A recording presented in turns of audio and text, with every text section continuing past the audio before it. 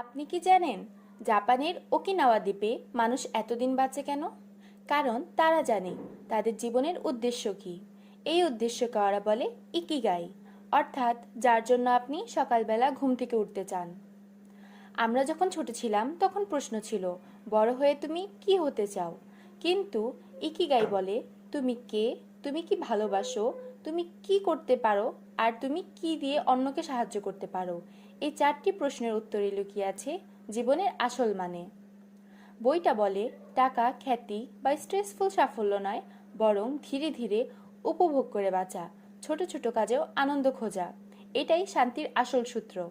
ওখানকার মানুষ প্রতিদিন কিছু না কিছু করে, সক্রিয় থাকে, সমাজের সাথে যুক্ত থাকে।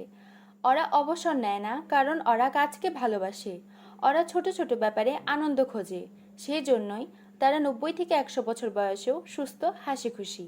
তো বন্ধুরা, আজ আপনি নিজেকে একটা প্রশ্ন করুন, আমার ইকিগাই কি? এটা খুঁজে পান আর দেখবেন জীবন একটু একটু করে বদলে যাচ্ছে। জীবনের আসল সৌন্দর্য লুকিয়ে আছে আপনার নিজের ইকিগাইয়ের ভেতর।